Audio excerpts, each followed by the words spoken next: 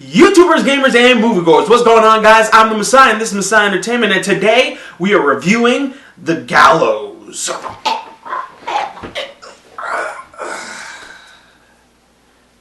On to the review.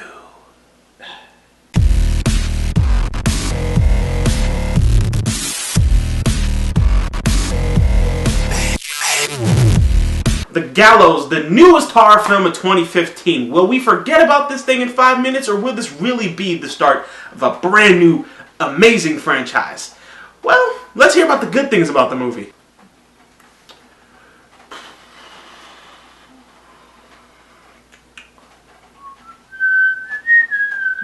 Oh, you guys are waiting for me. Oh no, I have nothing good to say about the movie. It was trash. Okay, so maybe I'm being a little hard on the movie. There were some cool scenes here and there. You know, some scenes where you were paranoid about what was going to happen next. But for the most part, the movie was kind of whack. Let's go through this thing step by step. First off, the characters. They are just, oh wow, they were bad. I just hate it when a movie has like those stereotypical, like, cliche teenagers in them, you know, the big dumb jock, the really nerdy guys at the beginning, the theater geeks.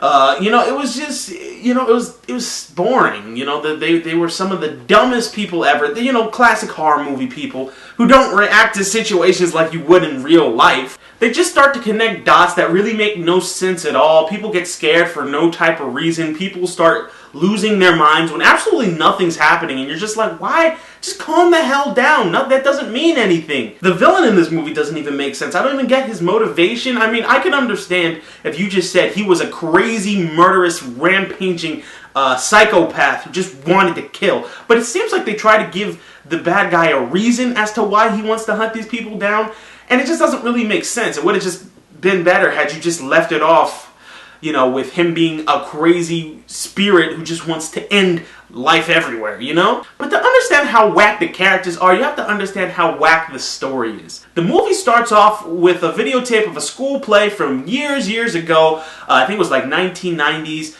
Called The Gallows. And there's this accident that happens. Someone who's up in a noose accidentally gets strangled to death. It's a big tragedy. The girlfriend is dramatized, and that's all bad. Years later, the school is bringing it back in modern day. The two guys are like football players, and I think the girl is like a cheerleader or whatever. They're being forced to take part in the play, and the main character, whose name I forget because it's unmemorable, he sucks at his lines, so his friend says, you know what, let's go to school after hours, and we'll trash the set. That way the play doesn't go on and you won't have to embarrass yourself in front of the whole school and make a disappointment. That is until the lead actress of the play, who also happens to be the love interest of the main character, catches them, they get locked in the school, and it all hits the fan from there. It seems like a fairly simple horror plot to me if they just focused on the kids trying to get out and, you know, that was it. But they try to add so many little twists and turns that they think are going to wow us that was really just like, what the hell are they doing? For example, and this is the part I was talking about earlier where I don't really get the main villain's motivation for wanting to kill these guys.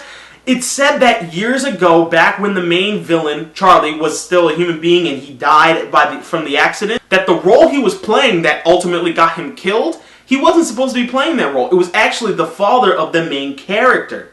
He called out sick, and Charlie, the main villain, ended up having to take his place. So now I'm guessing the movie's trying to tell us that's why they're coming after the kids. The spirit wants revenge. But the whole time I'm sitting there thinking, on who? Who did anything to you? Did anybody purposely kill you? I mean, it's never really told to us why the father took off from the play. Maybe there was a death in the family. Maybe he was really just sick. Maybe there was something more important he had to go do. There's so many possibilities as to why he just took off from the play. Why does that warrant the spirit to come after these kids? It doesn't make any sense. And the twist at the end was stupid. Spoiler alert if you haven't watched the movie, but the main lead actress of the play in the movie, she happens to be the daughter of Charlie all those years ago.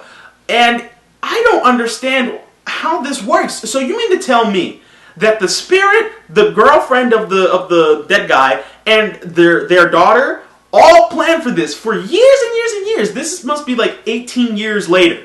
Okay, 18 years that they planned for this exact moment for the kids to say, we're going to trash the school set, to lock them in there and then pick them off one by one. That was their plan? that was their plan. Did they have the daughter just specifically for that plan? I don't get it. It seems so far-fetched. It was kind of, like, the more I thought about it after leaving the theater, the more I was like, that's some BS. That's some BS. In all these years, nobody's ever gotten killed. The spirit just chose to wake up this one time. It's stupid. Plus, why are they even having this school play again? It doesn't make any sense. I mean, a guy freaking died from it. They even have the nerve to put the gallows again. Why is there a real-life gallows? Why don't you just have it on the floor, and then when the person's supposed to be hung, you turn off the lights and you say he's sentenced to death or something? The whole thing just sounds stupid to me. Maybe I'm nitpicking on the story a bit. I mean, after all, most horror films, unless you're like The Conjuring or Sinister, storylines don't really mean much to you. It's really about the scares. So how scary is it? Yeah, there's a few scenes here and there that might get you if you're not paying attention. A bunch of jump scares.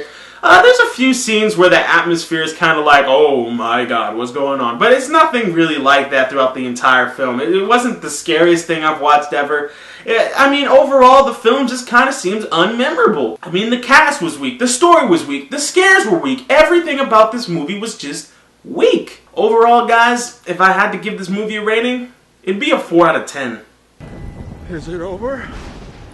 If you really want to see this movie for some reason, matinee. That's the best I can do for you. There are way better movies in theaters than this. Minions, anything. By the time this review's coming out, Ant-Man's in theaters. Check that out. That movie was, Marvel did it again. Beautiful, beautiful. I wouldn't put it on the worst list of 2015 just about yet. It's still only halfway through the year, but hey, we may need some extra contenders to just throw in there for the worst list. So, we never know. But that's it for today, guys. I'm the Messiah. This is Messiah Entertainment. As always, make sure to follow me on Vine, Twitter, and MoviePilot, and I will see you guys next time. Peace!